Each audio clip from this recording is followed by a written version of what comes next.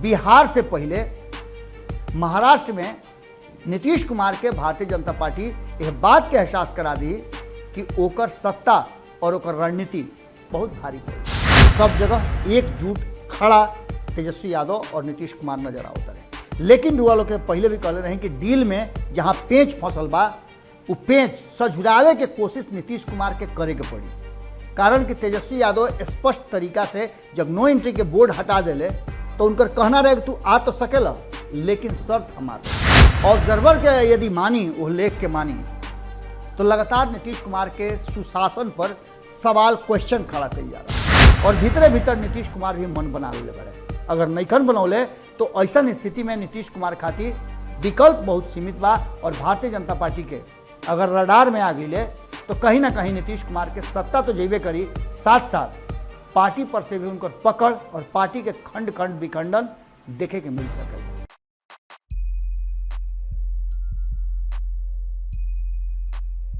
कागज के किस्ती दरिया पार कर सकेला, कागज के किस्ती दरिया पार कर सकेला, बिना बहुमत के भी सरकार चल सकेला, बिना बहुमत के भी सरकार चल सकेला। एक घराना में आपन पराया केहू ना होला, एक घराना में आपन पराया केहू ना होला। कुर्सी खातिर केहू केहू से घात कर सकेला। गोड़ लागत नहीं हियरा से अभिनंदन बरुआ लोग के अपना चैनल जना के नाम हो खुटा टोक के। अक्सर रुआ एजा राजनीतिक विश्लेषण सुनीले और वह अपना दुलरी भाषा भोजपुरी में। आज जौन विश्लेषण के विषय बा वो विषय राव जीवन के बदले वाला बा। ये हम ऐसे कहते नहीं कि आज से लगभग 1.5 साल पहले रुआ एगो सरकार बनावे खातिर बहुमत देनी, सरकार बनल, लेकिन वो सरकार के स्थिरता पर सवाल हमेशा संदेह। हालांकि संदेह तो 2015 में पूर्ण बहुमत के गठबंधन के जो सरकार बन रहे ओकरो पर लोग के ना रहे, लेकिन सरकार भस गई। अब एक खाली फिर से ये बात कहल जा रहा बा कि नीतीश कुमार जी सहज नहीं खन, भारतीय जनता पार्टी के साथ उनकर संबंध ठीक ठाक नहीं के चलत। ऐसा स्थिति में सरकार गिर जाई। लेकिन जोन बात रुआ लोग के सामने हम लेके आयल बानी बड़ा गूढ़ रहस्य वाला बा और ये रहस्य के कहीं ना कहीं पर्दा आज उठावे के हम कोशिश करते हैं। भारतीय जनता पार्टी से नीतीश कुमार के असहज होके के चाहिए, डराए के चाहिए। ये बात अब नया सिरा से कहल जा रहा बा, जबकि नीतीश कुमार हमेशा भारतीय जनता पार्टी के डरवौले बड़े।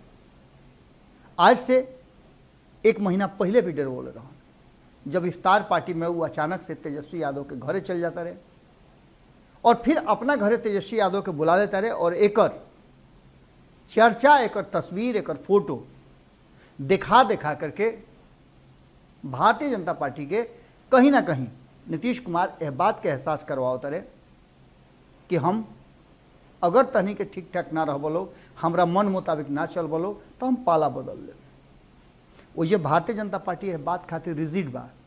भारतीय जनता पार्टी तय कर ले बा कि नीतीश कुमार के हर हाल में भारतीय जनता पार्टी के साथ रहे के पड़ी, और ना तो नीतीश कुमार के खेल बिगड़ जाई। हलचल बढ़ गई, हलचल बिहार में बढ़ल बा और बिहार ना ये देश के अलग अलग राज्य में हलचल बढ़ गई बा। रुआ के एगो उदाहरण देता नहीं भारतीय जनता पार्टी कौना तरीका के रणनीति और राजनीति करेले। हालांकि कहल जाला कि अपन हाथ बिल्कुल साफ सुथरा रख के भारतीय जनता पार्टी सब काम करेले। रुआ आरोप लगाई लेकिन सबूत छोड़े वाला बात नहीं है। जुर्म के कोई सबूत रुआ सामने ना मिली। हालांकि एक के जुर्म भी ना कह सकिले, कारण कि राजनीति में लोकतंत्र में कुर्सी प्राप्त करे खातिर, सत्ता में बनल रहे खातिर, आवे खातिर साम दाम दंड भेद के रणनीति सबके हु अपनावेला। रुआ देख ले कब कि इस देश में अलग अलग राज्य में भारतीय जनता पार्टी के ही कहा है, कांग्रेस भी अपना शासन काल में इस तरीका के कई गो काम कर चुकल बा, जौना के इतिहास के पन्ना पर अंकित बा। तो भारतीय जनता पार्टी पीछे काहे रही? सत्ता में आवे से पहले भारतीय जनता पार्टी के वादा और सत्ता में अहिला के बाद सुर और स्वर दोनों बदल गई। वादा बहुत कुछ रहे लेकिन वो पूरा ना भइल। बहुत सारा ऐसा एजेंडा रहे जना के लेकर के भारतीय जनता पार्टी आपन अधिकार चाहत रहे और वो एजेंडा पर आपन स्थायित्व कि सत्ता में अपन खूंटा मजबूती के साथ ठोक के रखी, ओकरा खातिर ओकरा पूर्ण बहुमत चाहत रहे और वो भेटा गई 2019 में भी और 2014 में भी। ओकरा बाद से भारतीय जनता पार्टी आपन पैर पसारे लागल अलग अलग राज्य में, जहां दूसरा दल के सरकार बा ओइजा भी भारतीय जनता पार्टी साम दाम दंड भेद के नीति से आपन सरकार बना लेलस। रुआ याद हुई मध्य प्रदेश और राजस्थान के चुनाव एक साथ भइल। मध्य प्रदेश में जनता वोट देली कांग्रेस गठबंधन के, लेकिन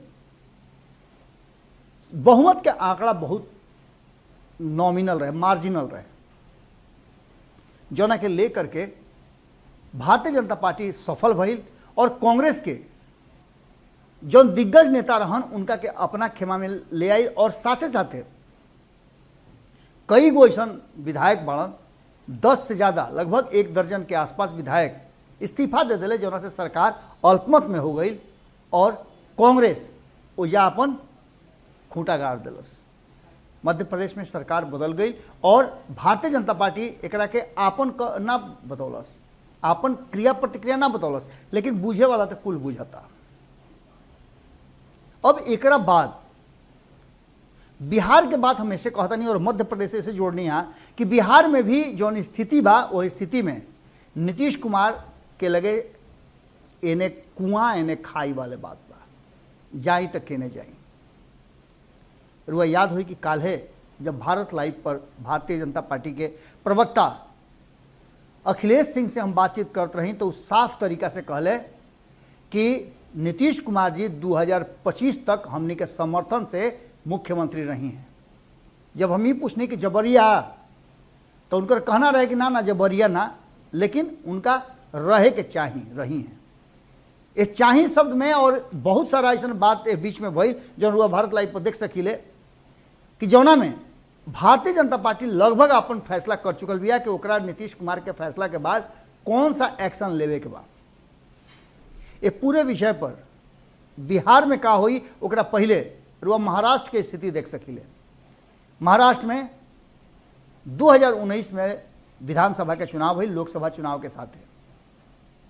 का भइल आंकड़ा रुआ खूब बढ़िया जानता नहीं। 244 विधानसभा में भारतीय जनता पार्टी और शिवसेना साथे चुनाव लड़ले, लेकिन जौन संविदा रहे जो एक दूसरा के साथ रास्ता तय भई रहे वो रास्ता पर शिवसेना के आरोप बा कि भारतीय जनता पार्टी चले के तैयार ना भई और यही कारण से शिवसेना के भारतीय जनता पार्टी के छोड़ करके अलग से कांग्रेस और एनसीपी के साथ लेकर के निर्दलीय के साथ लेकर के 145 के आंकड़ा जुटावे के पड़ल और सरकार बनावे के पड़ल। लेकिन एकरा में भी बड़ी खेल भई रहे। वो खेल रुआ लोग के सब सिलसिलेवार ढंग से बतौले नहीं जा और रुआ लोग सुनले भी नहीं देखले भी नहीं कि जौना तरीका से भारतीय जनता पार्टी 60 घंटा खातिर अपन मुख्यमंत्री दे दिले रहे और कोशिश कैले रहे कि एनसीपी के अपना तरफ देखी अजीत पवार होने गई रहनी। पूरा कहानी रुआ लोग के मालूम बा। अब धीरे धीरे रुआ पहुंचता नहीं बिहार। ये पूरा घटनाक्रम पूरा कथा कहानी सुन करके रुआ एहसास होके लागल कि बिहार में कौना तरीका के जाल बिछावल जा रहा बा, शतरंज के खेल शुरू बा।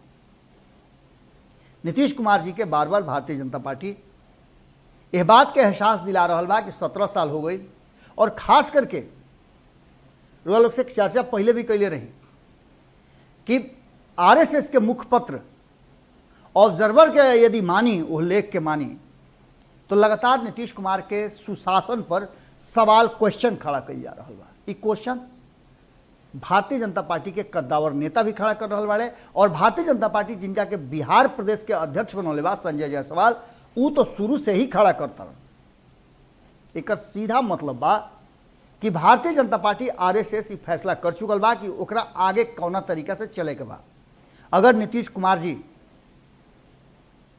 सही ढंग से और भारतीय जनता पार्टी के एजेंडा के तहत नहीं चलत तो बिहार में परिवर्तन हो सके, लेकिन नीतीश कुमार इतना आसानी से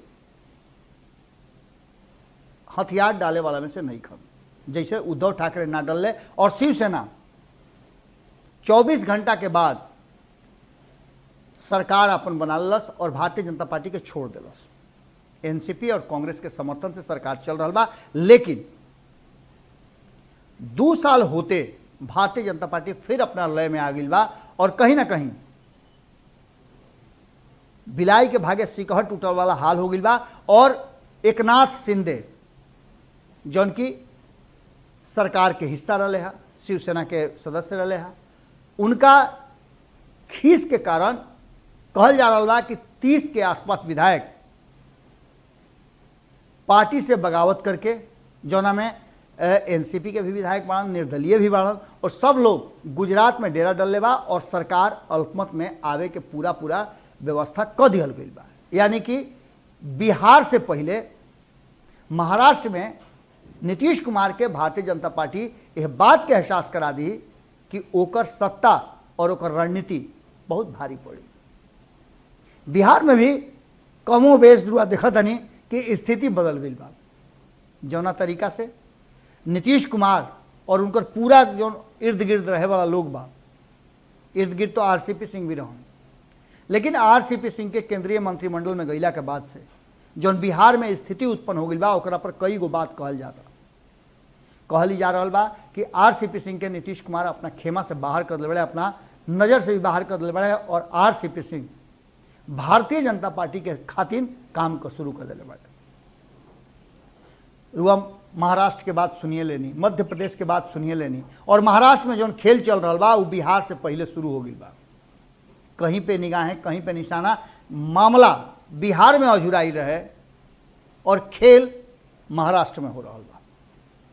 एक सीधा मतलब बा कि नीतीश कुमार खातिर अलार्म।